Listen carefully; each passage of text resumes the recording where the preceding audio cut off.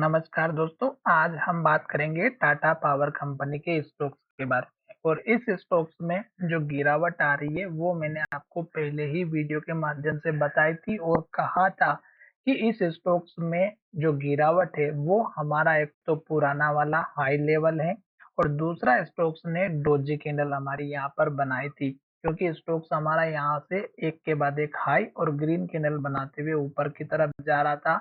और यहाँ पर ये स्टॉक्स हमारा डोजी कैंडल बना करके रुक चुका था और मैंने कहा था कि इस स्टॉक्स में गिरावट दिखाई दे सकती है, क्योंकि लो का ब्रेकआउट होगा और एक के बाद एक फिर रेड कैंडल बनती हुई नीचे की तरफ अभी स्टॉक जा रहा है। अब अगर आप यहाँ पर देखेंगे तो ये स्टॉक्स का पुराना हाई था 464 का। जब स्टॉक्स इसके पास आया, बार बार यहाँ से गिरावट आई, फिर ऊपर की तरफ गया, फिर स्टॉक्स ने हाई बनाया 471 का और फिर से लो का ब्रेकआउट हुआ और गिरावट आई। अब आप अगर यहाँ पर देखेंगे तो आपको एक बात समझ में आ रही होगी और वो यहाँ पर ये है कि इस तरह की एक के बाद एक रेड कैंडल और लो बनता है तो हमें इंतजार करना है। यहाँ पर 6-7 रेड कैंडल बन चुकी हैं और लो बनाते हुए स्टॉक्स नीचे की तरफ आ रहा है। बीच में हालांकि कल के दिन स्टॉक्स ने एक ग्रीन कैंडल बनाई थी, पर फिर भी यहाँ पर स्टॉक्स ने लो बनाया था। स्टॉक्स यहाँ पर 150 डेज के मूविंग एवरेज के सपोर्ट में खड़ा था, पर आज मार्केट में जहां से स्टॉक्स ने ओपनिंग की वहीं से गिरावट आई और स्टॉक्स हमारा लो के पास क्लोज हुआ।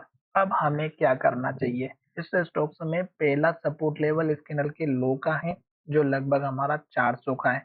तो 400 रुपए का लो और दूसरा है 396। ये दो लेवल हमारे लिए पहले सपोर्ट के लेवल बनेंगे। दूसरा सपोर्ट लेवल इस कैंडल का लो 390 रुपए का और फिर सबसे इंपॉर्टेंट और मेजर सपोर्ट लेवल बनेगा 370 के आसपास का। यहाँ पर 200 डेज का मूविंग एवरेज का सपोर्ट भी देखने को मिलेगा, जो लगभग हमारा अभी 379 के आसपास है। तो आप यहाँ पर अपने चार्ट में 200 डेज के मूविंग एवरेज को जरूर ऐड करके रखिएगा। साथ ही रेड कैंडल जब तक बनेगी हमें इंतजार करना है, जल्दबाजी नहीं करनी है, क्योंकि मार्केट की डायरेक्शन नेगेटिव दिखाई दे सकती है। नेगेटिव इसलिए क्योंकि निफ्टी अपने सपोर्ट पे खड़ी है और निफ्टी लेवल तोड़ेगी तो और नीचे दिखाई दे सकता है। साथ ही ये स्टॉक्स भी हमारा गिर ही रहा है तो हमें गिरते हुए देखना है केवल। और जब स्टॉक्स रुकेगा, सपोर्ट पर आएगा, तब हमें इस स्टॉक्स में एंट्री लेना है। जल्दबाजी नहीं करनी है, स्टॉक यहीं पे रहेगा। पर स्टॉक्स अगर हमारा लास्ट के लो को तोड़ देगा तो बड़ी गिरावट दिखाई दे सकती है। तो इसलिए 400 रुपए का एक इम्पोर्टेंट लेवल है, लास्ट का लो भी है।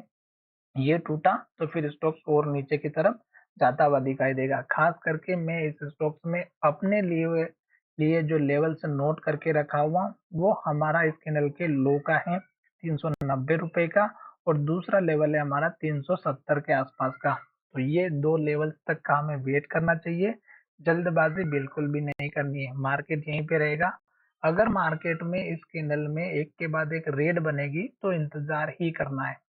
तो साथ ही हमारा वीडियो अगर आपको अच्छा लगा है तो चैनल को सब्सक्राइब करें, दोस्तों के साथ शेयर करना ना भूलें। टारगेट की अगर हम बात करें तो छोटा सा एक टारगेट जो मैं आपको यहाँ पर बता देता हूँ, इस कैंडल का लो जो लगभग हमारा 426 का है और दूसरा जो आपको यहाँ पर दिखाई दे रहा होगा इस कैंडल का लो 419 का।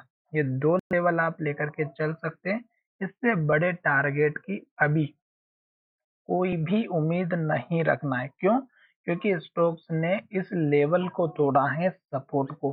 तो ये स्टोक्स को एक बार में ऊपर नहीं जाने देगा। तो यहाँ पर मैंने आपके सामने लेवल से बना दिए हैं, जो कि ऊपर का लेवल भी है और नीचे के सपोर्ट लेवल भी है। तो ये लेवल्स मैंने आपके लिए बना दिए हैं, खास करके इन लेवल्स का इंतजार करना चाहिए। तो आशा करता हूँ कि वीडियो अच्छा लगा होगा। साथ ही अगर वीडियो अच्छा लगा है तो अपने दोस्तों के साथ जरूर शेयर कीजिएगा। तो चलिए वीडियो को विराम करते हैं।